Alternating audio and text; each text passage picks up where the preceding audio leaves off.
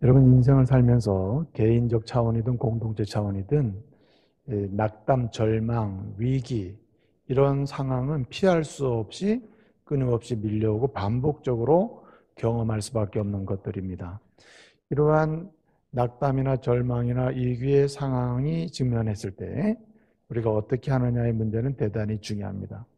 일반적으로 이러한 낙담과 극한 위기나 절망적 상황이 왔을 때 일반적으로 포기하게 되고 그리고 자멸하게 되는 경우가 많습니다. 스스로 포기하고 모든 것을 끝내버리는 거죠. 그런데 하나님은 그런 인생의 절망, 낙담, 위기의 상황이 왔을 때 하나님의 사람들은 그렇게 해서는 안 된다는 사실을 우리는 또 말씀을 통해서 도전을 받게 되는 것이죠.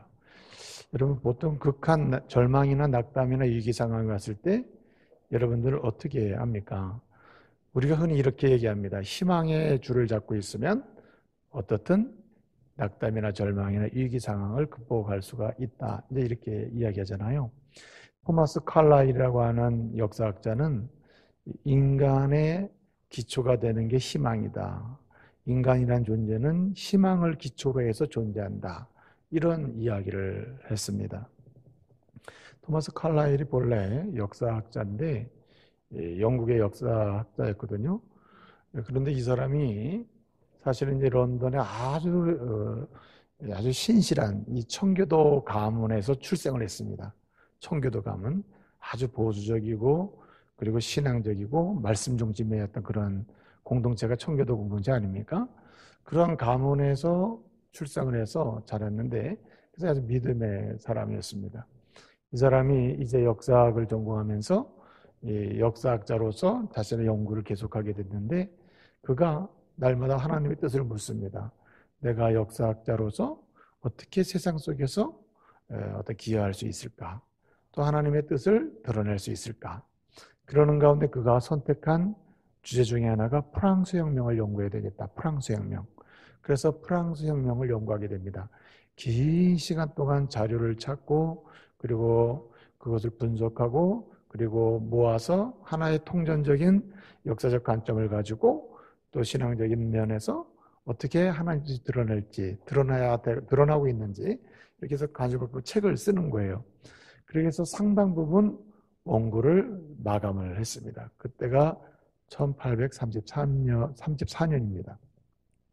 그래서 이제 곧 내가 이것을 책으로 내서 이제 많은 사람들에게 좀 영향이 되고 또 도전을 주면 좋겠다.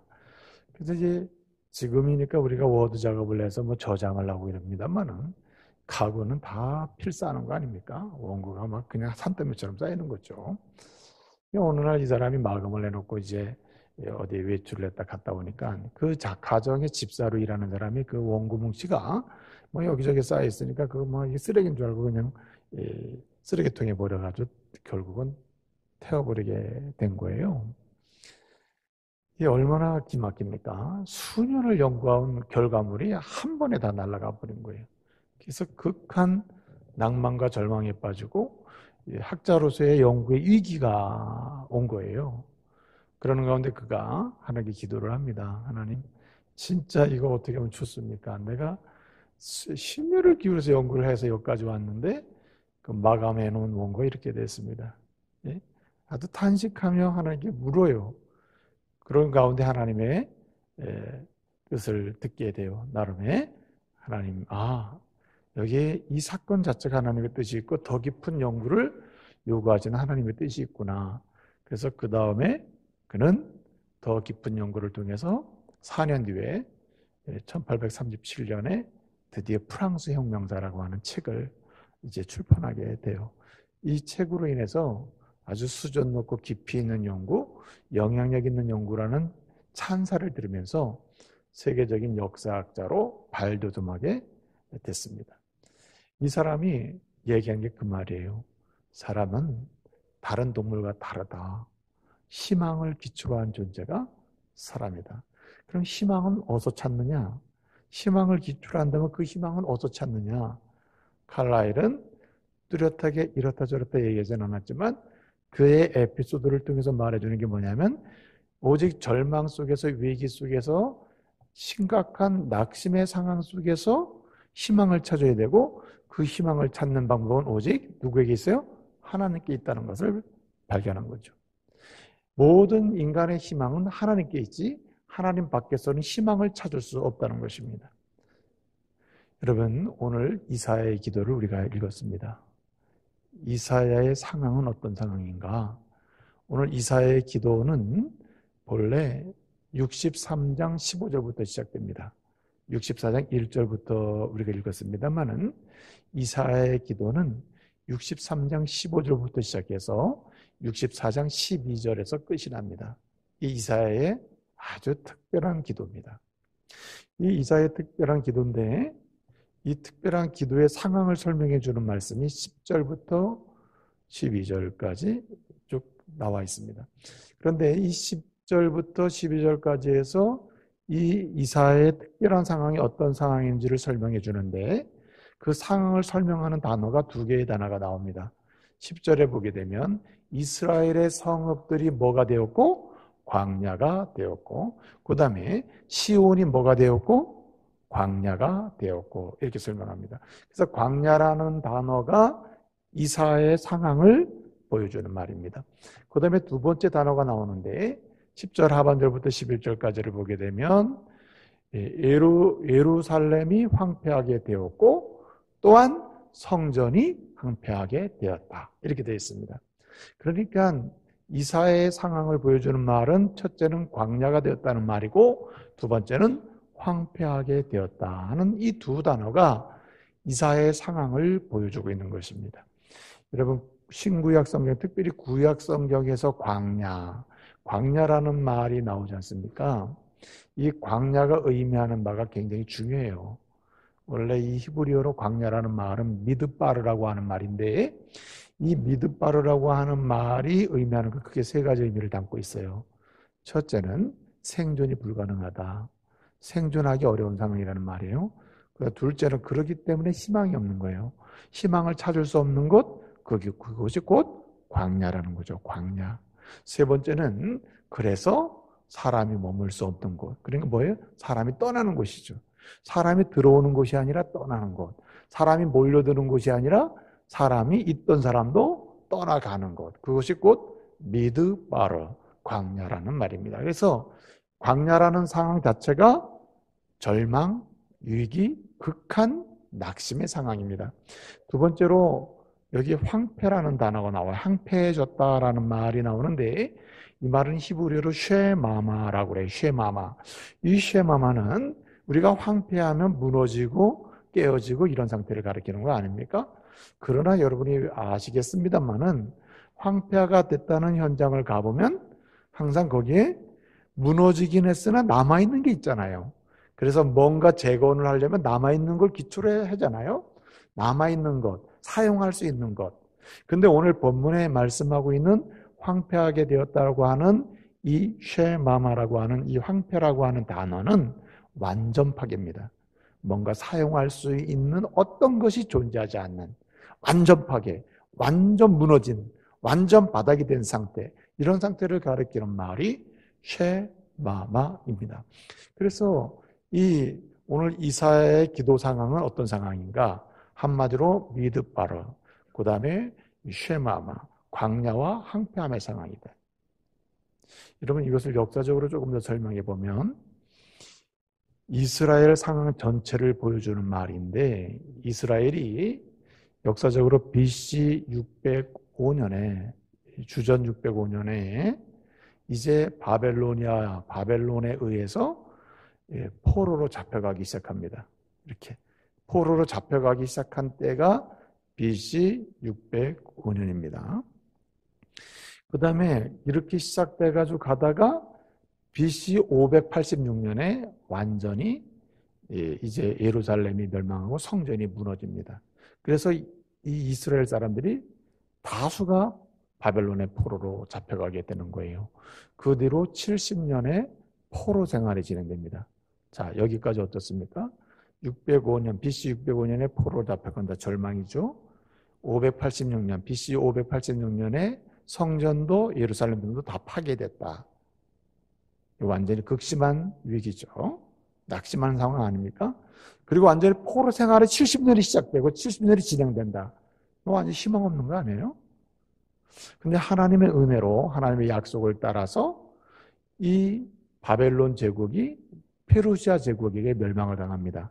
그 당시 초대 페르시아 왕이 고레스라는 왕인데 이 사람이 바벨론을 정복하고 이제 페르시아를 공국하면서 어떤 정책을 펴냐면 자기들이 포로로 잡았던 민족을 다 돌려보냅니다. 그때 대표적으로 돌려보냄을 받는 민족이 이스라엘입니다. 그래서 이스라엘이 다시 고국 땅으로 해방돼서 돌아옵니다. 얼마나 좋습니까? 희망이 약간 보이죠? 좋잖아요. 그런데 돌아와 보니까 어떻습니까? 현실은 아무것도 남아있는 게 없잖아요. 예루살렘 성도, 예루살렘 성전도 이스라엘 땅의 모든 성읍들이 다 어떻게 돼요? 미드바로 다 파괴되고 쉐마마, 항폐화가 됐잖아요. 이런 상황에 얼마나 힘들겠어요. 절망과 극심한 낙담의 상황이 아닙니까? 그렇죠? 이게 무슨 얘기죠? 예, 어떻든 정리를 하세요. 자, 이렇게 낙담의 상황이 됐다. 낙담의 상황. 그런 상황이란 말이에요. 그래서 이스라엘 사람들이 이 낙담의 상황에서도 어떡합니까? 우리가 하나님의 성전을 세우자. 그래서 스룹바벨의 인도하에 성전이 지어집니다. 그 성전이 지어질 때가 BC 516년입니다. 516년. 성전을 지었어요. 그러나 성전은 지었지만 예루살렘 성도, 성벽도 각가지 모든 성읍이 다 어떻습니까? 여전히 광야요, 황폐잖아요. 예? 굉장히 비참한 상황이다 이거죠. 그래서 느헤미야를 통해서 나중에 뭐가 건축되죠? 예루살렘 성벽이 쌓여지죠. 그때가 BC 444년경입니다. 자, 묻습니다. 605년경부터 시작한 낙심, 절망, 위기 상황이 언제까지 계속됐냐면 역사적으로 BC 444년까지 계속된 겁니다. 이게 한 약 200년 정도 되거든요. 200년. 200년 정도 되는 기간의 절망, 낙담, 그리고 극한 위기의 상황의 연속. 이런 속에서 두 부류의 사람이 있었다는 말입니다. 두 부류의 사람. 이런 가운데서 희망을 노래하면서 희망을 하나님께 찾은 사람이 있고 그 가운데 희망은 노래했으나 결국 희망을 찾지 못하고 포기, 자멸한 사람들이 있다는 거죠. 자, 그런 가운데서 희망을 하나님께 찾은 사람들이 사용한 방법이 뭘까요? 바로 기도의 자리로 나갔다는 말입니다. 기도의 자리. 여러분, 기도의 자리는 희망을 찾는 자리임을 믿으시길 바랍니다. 기도의 자리는 우리의 소망 되신 하나님을 만나고 하나님을 통해서 다시 한번 희망을 얻는 자리, 희망을 회복하는 자리, 소망을 회복하는 자리라는 말이죠. 여러분, 그러면 200년 동안의 이 역사 동안에 두 부류의 사람이 있었다고 그랬잖아요. 이런 낙심과 절망, 극한 위기 상황 속에서도 하나님께 소망을 두고 기도의 자리에 나가서 희망과 소망을 찾은 사람이 있고 그렇지 못한 자멸고 파멸로 죽음으로 간 사람이 있다 이 말이죠. 자, 실제로 200년 역사 속에서 소망을 하나님께 찾은 사람들, 그래서 기도의 자리로 나간 사람들은 누구의 기도의 전형을 보고 있는가? 누구의 기도의 전형을 따라갔을까? 이사야의 기도를 본받고 있다는 말입니다. 여러분, 이사야는요, 사실 이스라엘이 멸망할 때, 포로로 잡혀갈 때, 포로 생활할 때, 포로로 귀환할 때 이사야가 있었습니까? 이사야는 이미 문하세 때 죽었어요. 천국 갔어요. 그리고 이 남쪽 유다는 한참 있다가 멸망을 했거든요. 그런데 오늘 이사야는 자기의 기도의 상황을 앞으로 미래에 있을 200년의 이스라엘의 역사적 상황을 현재적으로 끌어다가 자기는 기도를 하고 있는 거예요. 그러면서 뭘 알려주죠? 여러분, 앞으로 200여 년의 이런 기간 동안 앞으로 이런 역사가 일어날 것이다. 뭐가? 믿음의 사람들, 이스라엘 사람들, 하나님의 선민 이스라엘에게 절망의 상황, 위기의 상황, 낙심의 상황이 연속적으로 일어날 텐데 이때에 희망을 찾고 소망을 찾는 방법, 하나님께 소망을 찾아야 되고 하나님께 소망을 찾는 방법은 어디로 나가는 길? 기도의 자리로 나가는 길밖에 없다. 이렇게 오늘 알려주고 있는 것입니다. 그래서 여러분, 이사야가 오늘 기도하고 있는 상황은 자기는 사실은 200년이라는 긴 시간 동안에 사실 일부는 경험했지만 대부분은 경험하지 못했어요. 그러나 그 미래의 역사를 예언자적인 관점에서 끌어다가 놓고 뭘 하고 있어요? 기도하고 있는 것입니다. 이럴 때 뭐 하라? 기도해야 된다. 이럴 때 하나님께 소망을 찾는 방법은 어디로 나가라? 기도의 자리로 나가라는 거예요. 기도의 자리로. 그래서 오늘 이사야는 말하는 겁니다. 믿음의 사람들이 극한 절망과 위기와 그리고 낙심의 극한 아주 긴 시간의 이런 연속적인 상황에 직면했을 때 우리는 어디로 가야 되는가? 희망을 어디서 찾는가? 첫째는 하나님께 희망을 찾아라. 둘째는 하나님께 희망을 찾는 방법은 뭐밖에 없다? 기도밖에 없다. 기도의 자리를 확실하게 수성해야 된다 이거죠. 이 두 가지가 오늘 이사야의 기도의 핵심적인 메시지임을 여러분 깊이 아시고 이 말씀을 통해 도전받는 귀한 시간 되기를 말씀으로 축복합니다.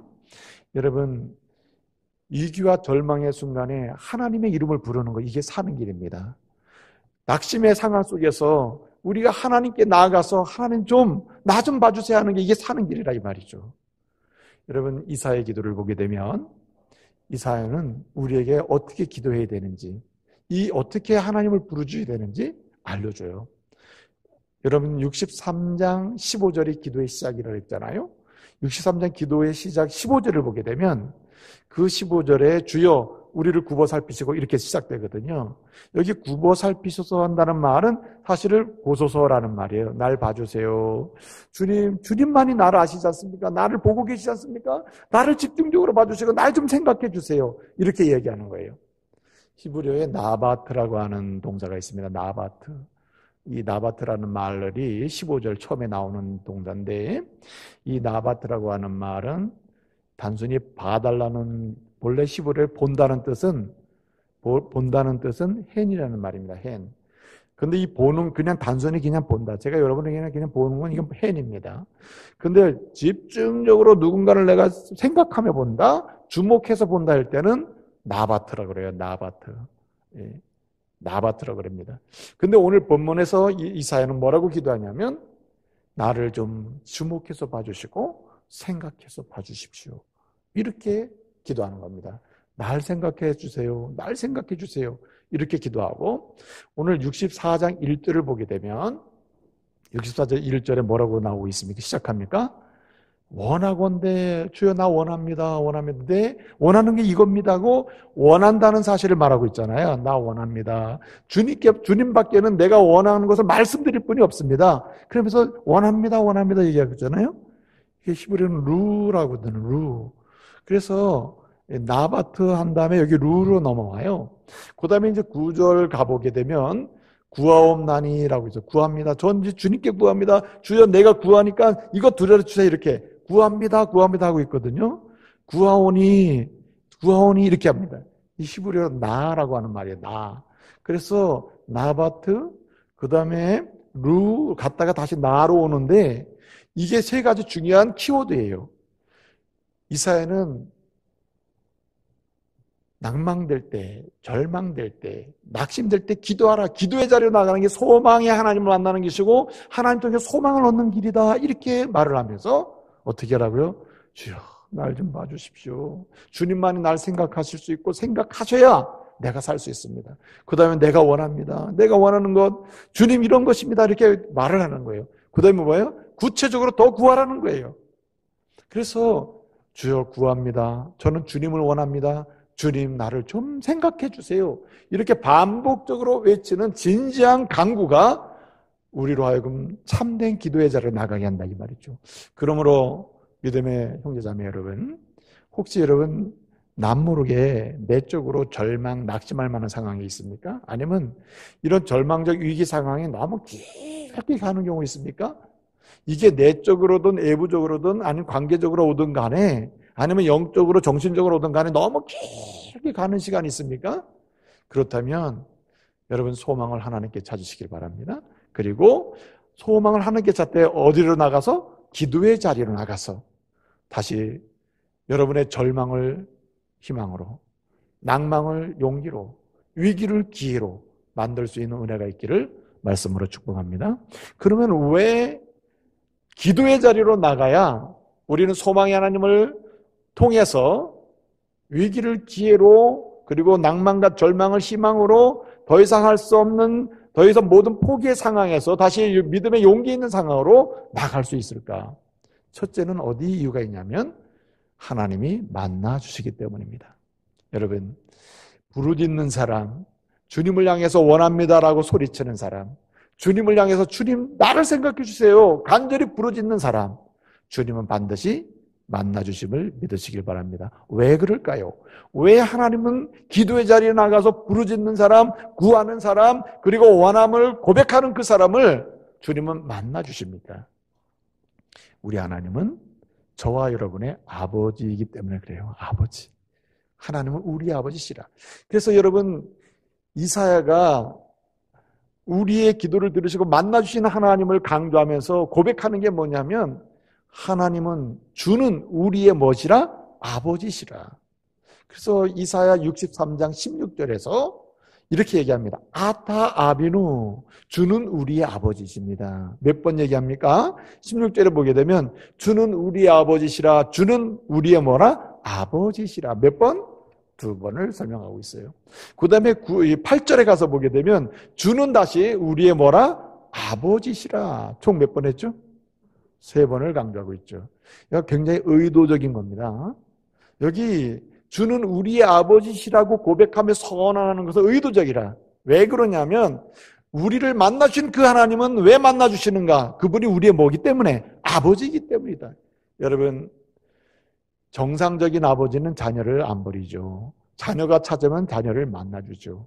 그리고 정상적인 아버지는 자기의 자녀가 어디에서 무엇을 하고 있는데 적어도 어떻게 해요? 그 반경에 대해서는 이해를 하고 있죠. 보고 있죠. 안 보여도 마음속엔 보고 있죠. 내 자녀가 지금 어디서 뭘 하고 있다. 어디서 공부를 하고 있다. 원주에서 공부를 하고 있다 말이죠. 내 자녀가 지금 원주 중국에서 예배를 드리고 있다. 이게 그림이 그려지는 거 아니에요. 아버지의 그늘 속에 있는 거 아닙니까? 아버지는 보고 계시기 때문에. 그렇죠? 여러분, 요즘 같아서는 이렇게 말할 수 있죠. 그런 말 마세요. 아버지들이 더 합니다. 안 봅니다. 아버지들이 더 악해졌습니다. 무서운 세상이죠. 그래서 그랬을까요? 시편 27편을 보게 되면 아버지는 우리를 뭐 할지라도, 다해서 말해요. 버릴지라도 하나님은 절대 안 버린다. 하나님 아버지는 절대 안 버린다. 세상의 육신의 아버지는 우리를 버릴지 모른다. 부모는 버릴지 몰라. 그러나 하나님은 우리 아버지시로 우리의 절대 버리지 않는다. 아버지 그 하나님은 우리는 뭐예요? 우리를 바라보고 계신다. 그래서 여러분, 출애굽기 3장 9절 이하를 보게 되면 이스라엘 사람들이 애굽에서 노예 생활했잖아요. 그 노예 생활할 때 이스라엘 사람들이 그 학대를 견디지 못해서 하나님께 뭐 합니까? 부르짖잖아요. 하나님, 하나님 봐주세요. 원합니다. 나 해가지고 뭐예요? 내 이야기 들어주세요. 계속 하잖아요. 출애굽기 3장 9절 이하에서 뭐라 그래요? 하나님이 이런 모습을 보고 내가 이스라엘을 뭐 했어요? 보았노니, 내가 보았다. 아버지로서 보고 계신 거예요. 안 보고 계신 게 아닙니다. 보고 계셔요. 근데 여러분, 그 아버지가 원하는 게 뭡니까? 주님을 찾기를 원하시는 거예요. 나를 찾기를 원해요. 아버지를 찾아서 나 간구하기를 원하는 거예요. 그때 주님 뭐 하신다고요? 보고 계신 하나님, 다 알고 계신 그 하나님, 우리를 어떻게 해요? 만나 주실 줄로 믿습니다. 여러분, 아버지 하나님이 우리를 만나 주실 때, 우리는 뭘 얻습니까? 위로를 얻고 주님의 사랑을 경험하고 자비하심을 맛보게 되는 거 아니에요. 여러분, 하나님 아버지의 사랑은요, 한이 없고 무한해요. 끊을 수 없는 사랑이에요. 그 사랑의 열기를 다하면 무엇으로 끌 수가 없어요. 아가서 8장 7절 이하에 보게 되면 아가서는 우리 주님의 사랑을 노래하고 있지 않습니까? 거기서 뭐라고 얘기합니까? 이런 얘기하죠. 이 사랑은 물로도 꺼치지 못하며 홍수라도 이 사랑의 불을 끄지 못해. 심지어는 어떤 사람이 자기의 가진 가산을 다 가지고 와서 그 사랑과 바꾸자고 해도 바꿀 수가 없는 게 뭐냐? 아버지의 사랑이라 이거죠. 그렇기 때문에 기도의 자리에 나가서 하나님의 이름을 부르고 하나님께 찾고 하나님을 향해서 나의 원함과 구함을 말씀드릴 때 우리 하나님은 반드시 만나 주실 줄로 믿습니다. 그 사랑의 뜨거움과 넓음과 풍부함 때문에 그 사랑의 포로가 돼요. 우리가 주님께 기도할 때 주님이 우리를 만나주시면 만난 그 자체 속에서 우리는 사랑의 위로를 얻게 되는 거예요. 핸델이요, 유명한 작곡가 아닙니까? 핸델이 어느 날 런던의 밤거리를 걸었어요. 그 이유는 자신의 창의력이 바닥이 난 거예요. 내가 이제 더 이상 뭔가 종교적이고 신앙적인 정말 작곡을 할 수 없단 말인가? 왜 이렇게 나의 창의력은 바닥이 나 있는가? 고민하고 아파하면서 하나님 어떻게 하면 좋습니까? 길을 걸으면서 기도를 하는 거예요. 하나님의 뜻이 어디 있습니까? 내 창의력은 여기서 끝입니까? 더 이상 나올 수 없단 말입니까?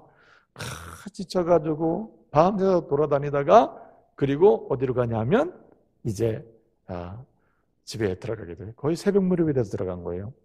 새벽 무렵에 딱 들어가 보니까 평상시에 와 있던 건데 보지 않은, 관심이 없던 그러한 그 가사를 적어 놓은, 가사를 작사가가 보내온, 우리가 흔히 제넨스라고 하는 사람인데, 제넨스라고 하는 이 작사가가 적어서 보낸 그 작사 노트, 그 기록지가 딱 올려 있는 거예요.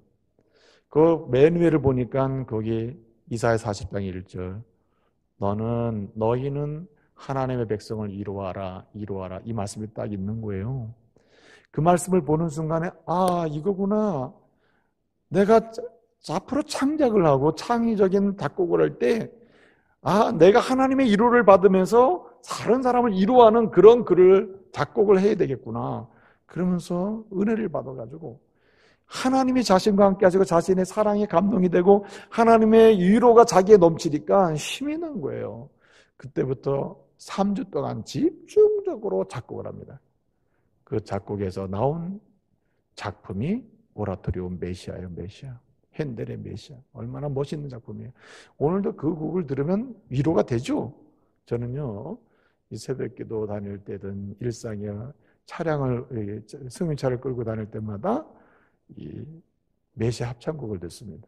예? 아주 감동적이에요. 예? 양과 같이 헤맨다 하는 이런 곡들, 또 깨끗하리라 하는 이런 곡들 들으면요 가슴이 벅차올라요. 근데 이 곡이 어떻게 나온 겁니까? 기도하는 가운데 하나님을 만난 사람이 하나님을 만나는 가운데 뭘 얻어요? 위로를 얻고 하나님의 사랑의 포로가 되니까 이런 곡이 나오는 거죠. 여러분, 지금 어떤 능력의 부재입니까? 아니면 여러분의 실력이 바닥이 났습니까? 더 이상 나는 어떻게 할 수 없다고 생각하는 절망적 상황입니까? 여러분, 기도의 자리로 나가서 하나님 부르시길 바랍니다. 하나님을 찾으세요. 정말 하나님을 찾으세요. 그리고 그 하나님을 향해 부르짖기를 바랍니다. 주님이 만나주세요. 어떤 분으로? 우리의 아버지로 만나주신다. 아버지로. 근데 여러분, 그 아버지는 이렇게 사랑의 포로가 되게 하시고 사랑으로 우리를 감동시켜서 새롭게 일어나게 하시지만 동시에 그분은 함께 하십니다. 지속적으로 함께 하신다. 기도의 자리로 나간 사람, 주님을 만난 사람은 그 만남이 단회적인 것이 아니라 계속된다는 거예요. 계속. 임마누엘 한다. 임마누엘. 계속된다는 거죠. 여러분, 기도하는 가운데 하나님을 만나고 하나님을 만나는 가운데 하나님의 사랑을 경험하고 함께 하신다고 하시는 약속과 그 능력을 체험하기 시작하면 어떠한 절망이나 위기나 그리고 낙심은요 얼마든지 극복될 수 있어요. 오히려 이게 기회가 되는 것이죠. 또 한 가지는 오늘 이렇게 기도의 자리로 나가면 왜 우리는 위기가 기회가 되고 왜 우리는 낙심이 다시 한번 담대한 믿음의 용기로 변하고 그리고 절망이 희망으로 바뀌는가? 그 이유 중에 하나가 뭐냐면 하나님이 만나 주실 뿐만 아니라 하나님께서 만들어 주시기 때문에 우리를 이 시대에 하나님이 쓰시고자 하시는 사람으로 만들어 주십니다. 우리를 이 땅에 보내신 목적에 따라서 내가 원하는 사람이 아니라 내가 원하는 인격이나 내가 원하는 하나님의 사람이 아니라 주님이 원하시는 하나님의 사람을 만들어 주십니다. 그래서 오늘 본문 8절을 보게 되면 주는 우리의 뭐라 그랬습니까? 토기장이라 그랬어요. 토기장이. 우리는 진흙이고 그분은 우리의 토기장이라. 여기 토기장이라고 하는 이 이사야의 선언은 대단히 중요한 부분에 속해요. 이 토기장이, 우리의 토기장이라는 말은 요체라누라는 말인데, 이 요체라누라는 말의 특징이 크게 두 가지가 있어요. 하나는 책임지는 것이고 하나는 능력입니다. 하나는 책임지고 하나는 능력이 있는 거예요. 그래서 그 주님의 기도하는 가운데 우리가 주님의 손에 맡겨요. 우리 있는 모습 그대로 맡깁니다. 우리 맡기면은 주님의 손은 능력의 손이기 때문에 그 손으로 주님은 완벽하게 빚으신다는 거예요. 완벽하게 빚으신다. 여러분 사무엘상 2장 6절 이하를 보게 되면 6절 7절 이하를 보게 되면 6절 이하 보면 여호와 하나님은 어떤 분인가? 여호와 하나님은 죽이기도 하시고 살리기도 하시고 음부에 내리기도 하시고 뭐 하세요? 올리기도 하신다. 이 말씀의 의미는 뭡니까? 죽이기도 하고 살리기도 하고 음부에 내리기도 하고 올리기도 한다. 이 말씀은 전능하신 하나님이라는 뜻이에요. 전능하신 하나님. 우리가 엘샤다이라 해요. 엘샤다이. 전능하신 하나님이다. 예?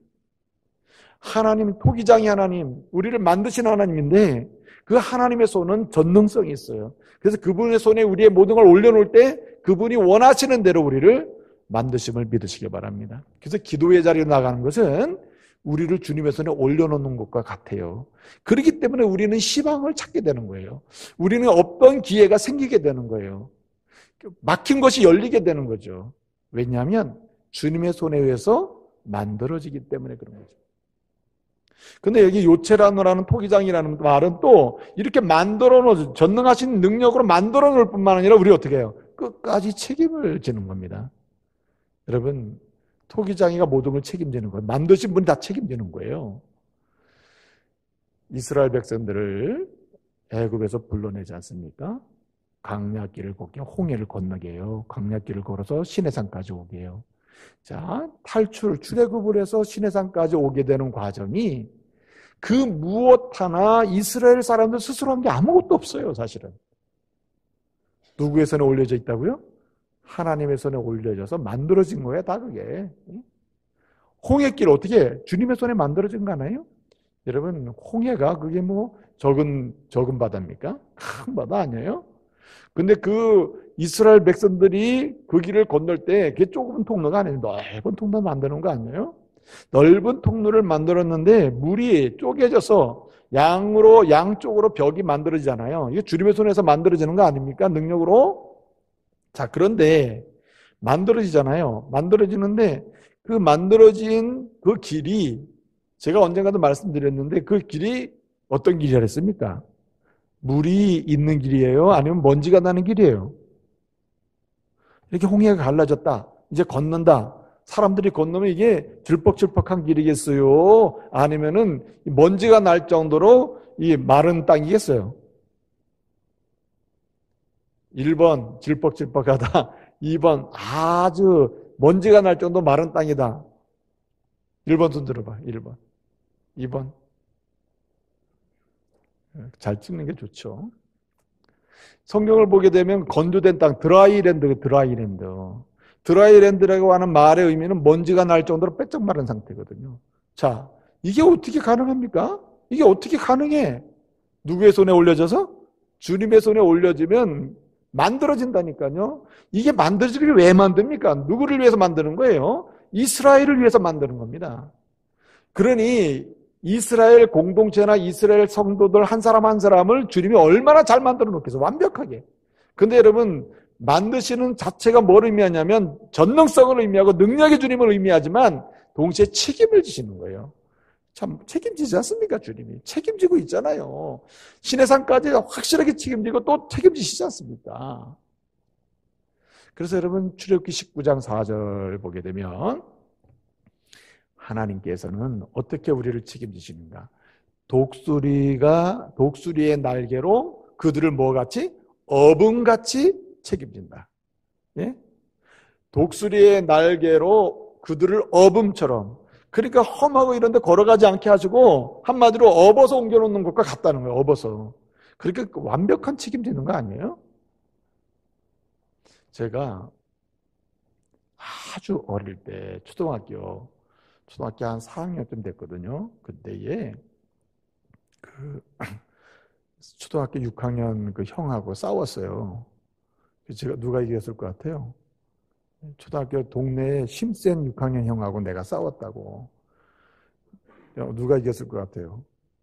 제가 이겼어요. 제가 이겼다는 증거는 뭐냐면 이제 그만 싸우자고 도망갔어, 그 형이. 그러니까 도망간 사람이 진 거 아니야? 근데 맞는 건 내가 엄청나게 맞았지. 아주 심하게 맞아가지고 늑막염이 걸린 거야. 그래서 내가 막 다리를 붙들고 안 놓고 막 더 때리고 해놓는 바람에 이 사람은 너무 겁나니까 도망가 버린 거야, 이 친구가. 나는 너무 맞아가지고 이제 병원을 다니게 됐습니다. 이 늑막염이 생겨가지고 병원에 있다가 나와가지고 통원 치료해야 되는데 이 어리니까 밤이니까 이게 힘들잖아요. 근데 이 먼 거리를 우리 부친이 집 안방에 누워있는 애니까 집 안방에서 나를 딱 업어요. 업고 기독병원까지 딱 오면 기독병원에 딱 내리면 기독병원이야. 기독병원에 딱 없잖아요. 그러면 집에 가면 딱 그냥 안방이야. 여러분 그 병원 왔다 갔다 하면 다 고쳤다니까 내가. 그러면은 이 고친 사건이 내가 한 일이 뭐가 있습니까? 아버지가 없고 왔다 갔다 하는 거야, 아버지가. 근데 난 힘들지도 모르고 그러고 있는 겁니다. 여러분, 기도의 자리로 나가서 하나님의 손에 우리의 모든 걸 올려놓을 때 주님은 우리를 확실하게 만들어 주실 뿐만 아니라 끝까지 책임지심을 믿으시길 바랍니다. 주님이 업어서라도 옮겨가십니다. 업어서라도. 독수리 날개로 어음같이 그렇게 우리를 책임져 준단 말이에요. 이분이 우리 하나님이셔요.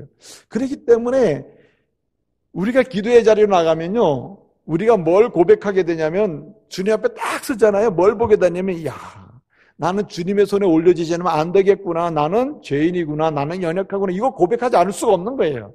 그래서 이 사회는 이렇게 얘기해요. 이러한 소망이 없고 절망이 위기, 낙심의 위기 상황에서 희망은 하나님께 찾아야 된다. 내가 무엇을 바라리요? 오직 소망은 주님께 있나이다. 이렇게 하면서 주님께 찾아야 된다. 근데 주님께 소망을 찾는 방법은 기도의 자리에 나가는 것이다 하면서 기도를 하는데 여기 5절부터 6절, 7절을 보게 되면 뭘 얘기합니까? 나는 연약한 죄인입니다. 부족합니다. 그러니 주님의 손에 올려놓는다는 말이에요. 주님이 이제 용서해 달라는 말이고 책임져 달라는 말이죠. 7절을 보게 되면 무슨 얘기가 나오냐면 스스로 분발하여 주를 붙잡는 자가 없다.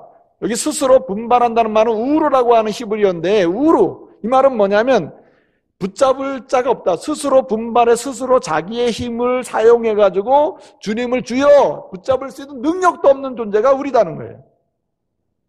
그것을 고백하고 주님께 내려놓으면 주님이 우리를 만드신다는 말이죠. 여러분, 내가 뭘 가지고 있습니다. 내가 이걸 가지고 왔습니다. 이렇게 왔습니다. 이렇게 해왔습니다. 그 말할 필요도 없어요. 절망 상황, 낙심의 상황, 더 이상 희망 없고 위기의 상황 때 여러분 그대로 주님께 나가가지고 나는 무능력하고 전적 타락, 전적 부패, 전적으로 아무것도 할 수 있는 능력이 없습니다. 자기를 시인하면서 주님의 손에 올려드리기를 말씀으로 축복합니다. 그럴 때 주님이 완벽하게 만드시고 완벽하게 책임을 져주시는 거예요. 마지막 한 가지는 오늘 여기 말씀 보니까 9절 하반절에 뭐라고 했습니까? 우리는 주의 뭐라 그랬죠? 우리는 주의 백성입니다 했어요. 백성. 우리는 주의 백성이다. 이 말이 굉장히 중요한 말이에요. 이사야가 마지막 기도를 하면서 자기 자신뿐만 아니라 이스라엘 공동체가 무엇인지를 말하고 있어요. 우리는 주의 백성이다. 주의 백성. 여러분 히브리어로 백성을 설명하는 단어가 두 가지가 있어요. 백성을 말하는 단어가 두 가지가 있다. 하나는 암이라고 하는 암이라는 단어고 두 번째는 꼼이라고 하는 말이에요. 꼼이.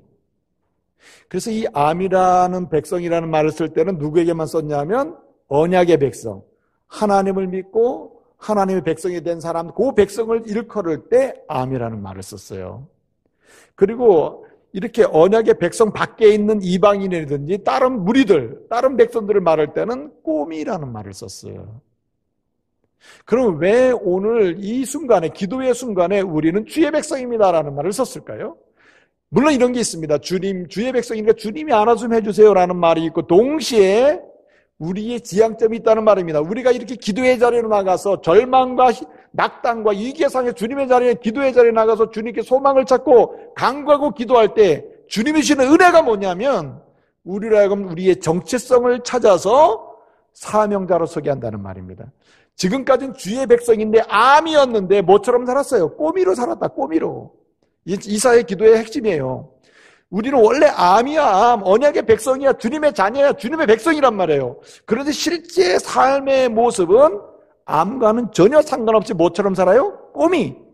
다른 하나님과 상관없는 백성을 일컫는 그 꼬미로 살았다. 꼬미로. 꼬미라는 백성으로 살았다는 말이에요. 그러니까 암인데 꼬미처럼 사는 사람이 있다. 이스라엘을 가리켜서 이사야가 볼 때 그렇다는 말이에요. 왜 이스라엘의 위기가 왔는가? 절망이 왔는가? 왜 낙심의 상황이 계속 200여 년 동안 계속되는가? 이런 상황에서 희망을 찾으려면 뭐냐? 기도의 자리에 나가서 당신이 누구인지를 알아란 말이에요. 당신이 하나님의 백성이요. 그리고 하나님이 말씀해 주신 대로 하나님 백성의 자리를 찾아서 가라는 거예요. 하나님의 백성의 자리에 사명을 다하라는 말입니다. 그러면 여러분 어찌 생각할 때 그럼 주의 백성의 자리는 암의 백성은 그냥 딴 데 쳐다보지 않고 주님과 관계를 맺고 주님의 은혜 받고 주님께 영광 돌리고 그냥 살면 되겠네 이렇게 생각할 수 있잖아요. 근데 포인트는 거기에 있지 않습니다. 어디에 있을까요? 여러분 이스라엘 사람들을 하나님이 선민으로 부르실 때는 내가 너를 나의 백성으로 삼겠다. 내가 주는 복을 받아 누리고 우리 잘 살아보자. 이게 주님의 목적이 아닙니다. 출애굽기 19장 5절을 보게 되면 뭐라고 말씀하고 있어요? 내가 너를 내 소유로 삼겠고 내 백성으로 삼는데 굉장히 중요한 말이 그 다음에 나와요. 너희는 제사장 나라가 되겠고 라고 있습니다. 왜 하나님의 백성으로 삼았습니까? 그럼 하나님의 백성이 할 일은 뭡니까? 세상을 축복하는 축복의 통로라는 말이죠.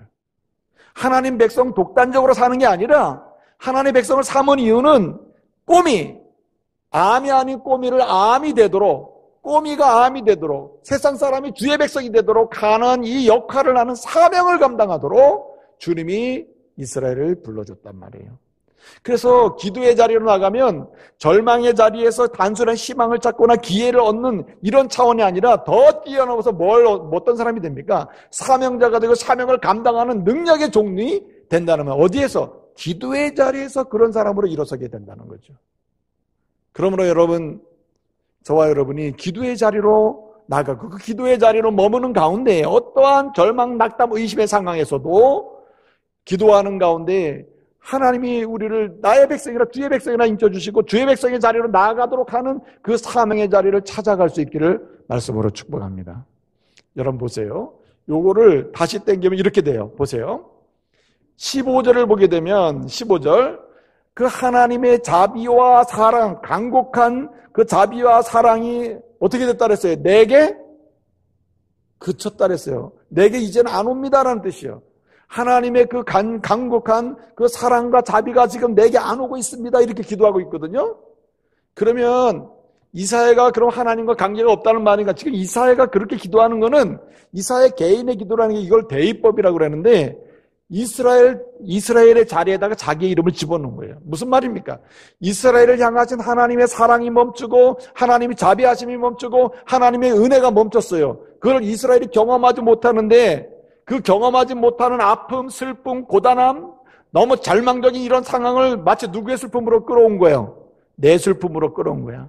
이스라엘 민족이 하나님을 떠나서 절망하고 낙담하고 있는데 은혜도 자비도 경험하지 못하고 있는데 이런 상황은 누구의 아픔? 내 아픔으로 끌고 주여 불쌍히 여겨주세요 이러고 있다는 말이에요. 지금 이런 것처럼 앞으로 기도의 자리로 나가가지고 하나님의 은혜를 받아서 사명을 받게 되면 이스라엘의 말로 주의 백성으로 어떻게 해요? 세상의 아픔을 입고 주여 저 불쌍한 저 세상 사람들을 긍휼히 여기시고 하나님의 자녀 삼으시고 하나님의 은혜요 하나님의 세계가 이루어지게 해달라고 이러한 역할을 하는 사람이 된다는 말입니다. 민족 공동체가 된다는 말이에요. 여러분 교회 속에서도 여러분 이사야처럼 이와 같이 공동체의 아픔과 기쁨을 끌어안고 주님을 향해 기도하고 주님의 이름으로 공동체를 축복할 수 있는 이런 사명자로 일어서기를 말씀으로 축복합니다. 이런 사람은 언제 일어서는가? 기도의 자리에 머물 때 가능해요. 기도의 자리에 머물 때 주님이 그렇게 만들어 놓으신다고. 네? 그래서 여러분 여기 주의 백성 할 때 이 주의 백성으로 사명자로 나가는 주의 백성의 역할을 감당하는 사명자가 되는 거 있잖아요. 이런 은혜를 받게 되는데 여기는 두 가지가 필요해요. 첫째는 주님의 생각으로 사는 것을 의미해요. 주님의 생각. 주의 백성이니까 주님의 생각으로 사는 거 아니에요? 주의 생각으로 사는 거예요. 주님의 생각으로 상대를 생각해 주는 거예요. 내 생각으로 당신을 보는 게 아니고 주님의 생각으로 당신을 보는 거예요. 주님의 생각으로 저 사람을 어떻게 봐야 될지 질문하는 거예요. 이럴 때 사명을 감당할 수 있는 거죠. 그래서 기도의 자리에 머물 때 우리의 생각이 내 생각이 아니라 주님의 생각이 나를 지배하게 되고 세상을 보는 눈이 내 생각으로 보는 게 아니라 주님의 생각으로 자꾸 보게 되는 거죠.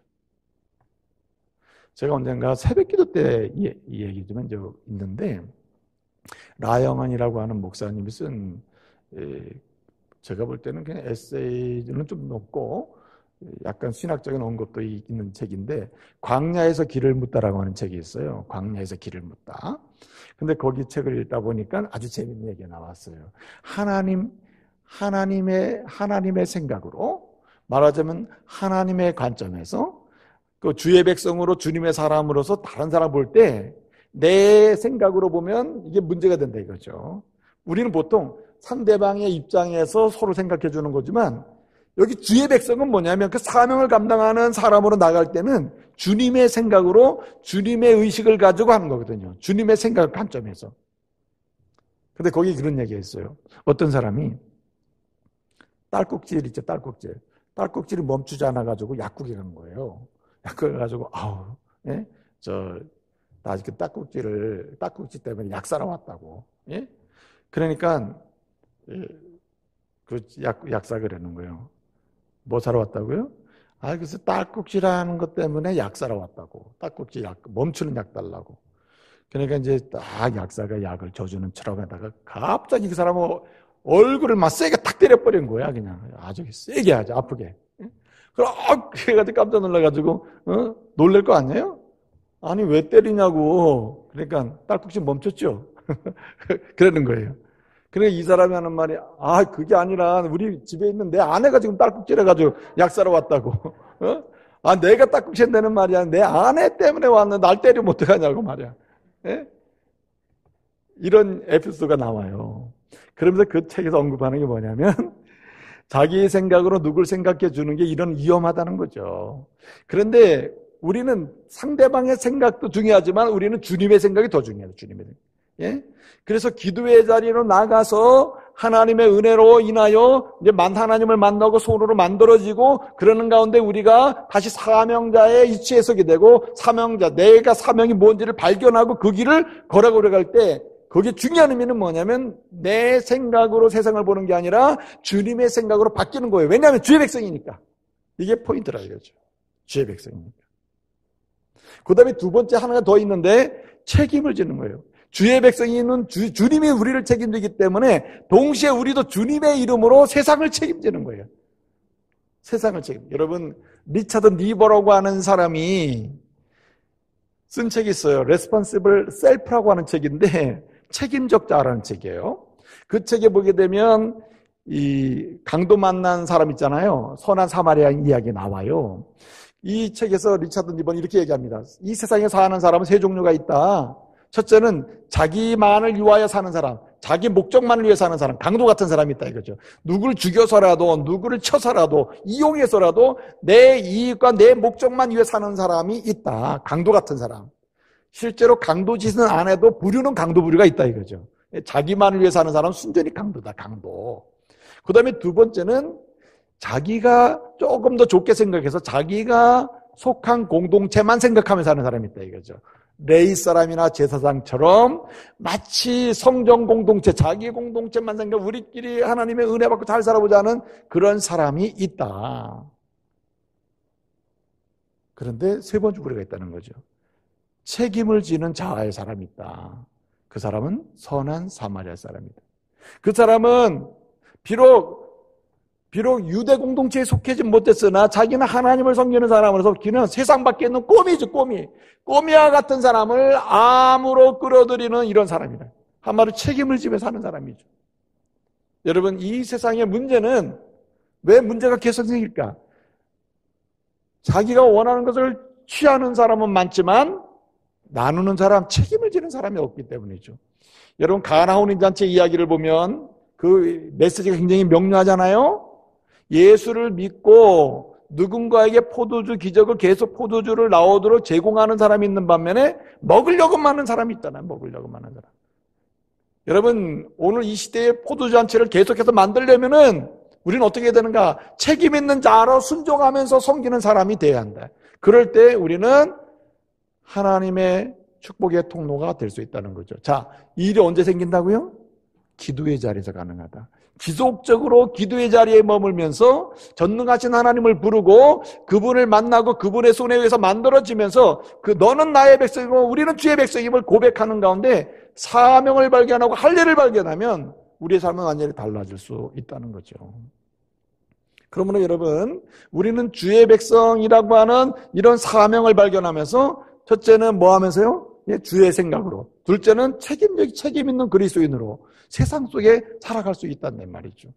어떠한 절망도 이겨낼 수 있으며 어떠한 낙심도 뛰어넘을 수 있고 어떠한 위기도 기회로 만들어진 하나님의 은혜를 경험하게 될 줄로 믿습니다.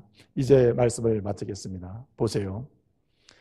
여러분, 이 시대야말로 이사야의 기도가 필요한 시대입니다.